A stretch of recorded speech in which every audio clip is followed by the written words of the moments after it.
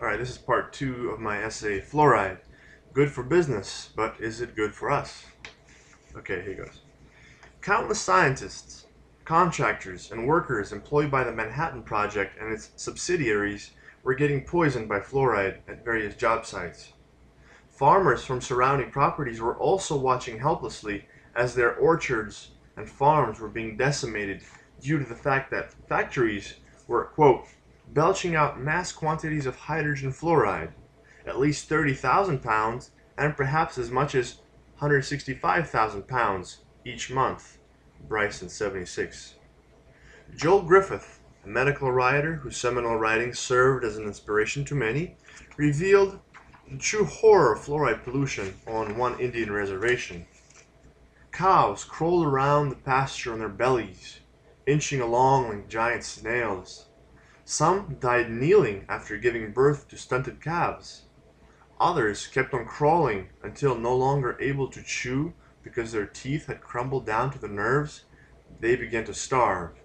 Quoted in Hagen 325.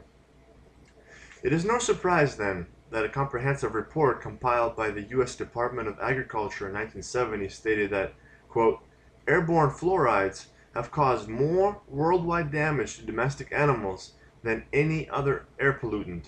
Lilly, 42. According to Edward Groth, a former U.S. National Academy of Sciences fluoride expert, quote, fluoride has been the nation's most damaging air pollutant and almost certainly its most expensive.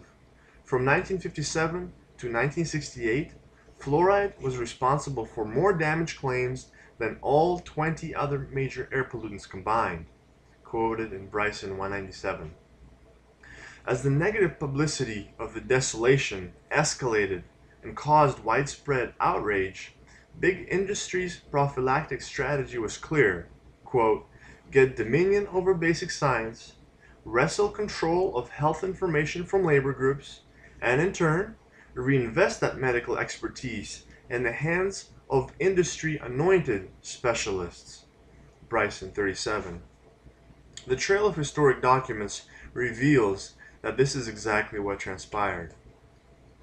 Quote, headquartered at the Mellon Institute in 1937, the Air Hygiene Foundation had a membership list sporting many of the best-known names in industry, including John Manville, top asbestos producer, Westinghouse, Monsanto, U.S. Steel, Union Carbide, Alcoa, and DuPont.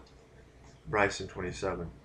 This lobbying group emerged out of a dire need to protect the industrial giants, who were funding the work of the Mellon Institute in the first place, from lawsuits claiming occupational poisoning.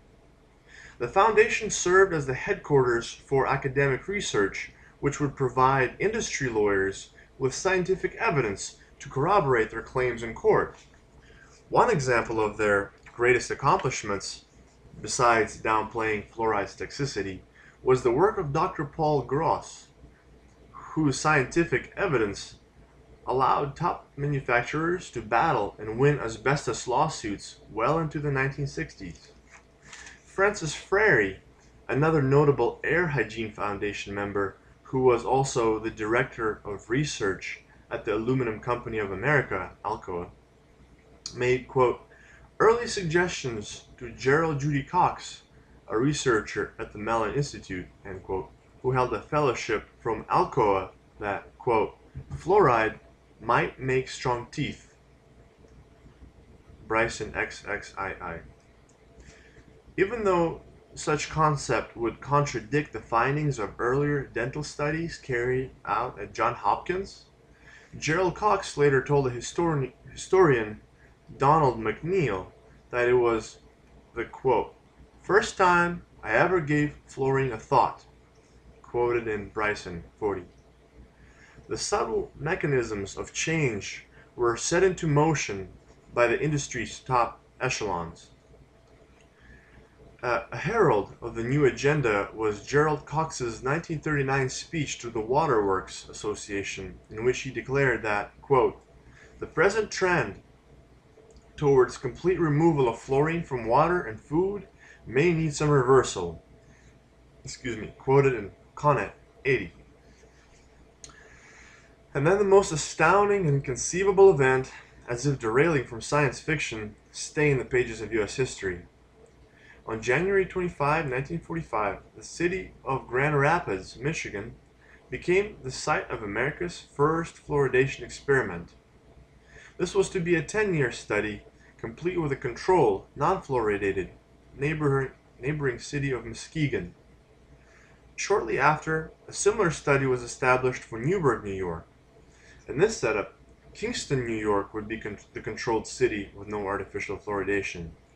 The hospitals would monitor the health of those being fluoridated in Grand Rapids and Newburgh and compare the results to those of Muskegon and Kingston.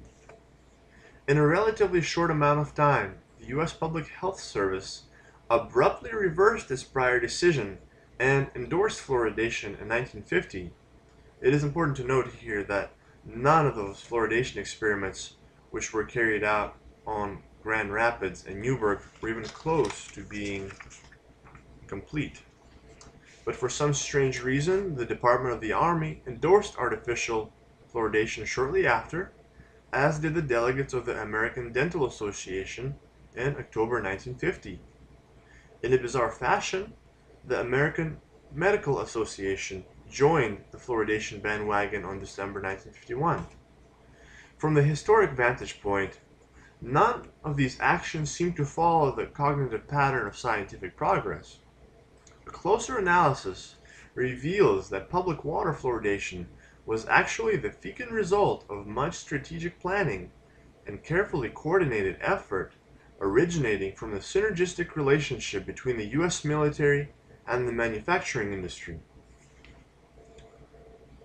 Prior to the fluoridation of Newburgh, the Technical Advisory Committee, which was set up to guide the entire preliminary process, had somewhat of an internal crisis.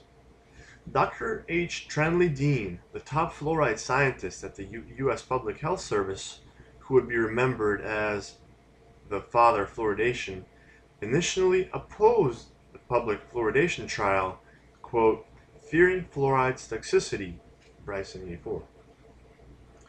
Dean worried that, quote, fluoride posed special risk to the elderly, end quote, also stating that if, quote, a person's kidneys did not work well, that person would be at a greater risk for poisoning as more fluoride accumulated in the body, quoted in Bryson 85. News that the top PHS scientist was not supporting this measure, quote, would certainly have frightened the Newburgh citizens, perhaps aborted the nation's water fluoridation program entirely, and eventually have alerted nuclear workers to the dangers of handling fluorides, Bryson 84. Fortunately for the private interests, Dean reconsidered his position before the matter was made public and was shortly appointed as the director of the National Institute of Dental Research. Okay, I'm going to just carry it over into the next part. Stick around.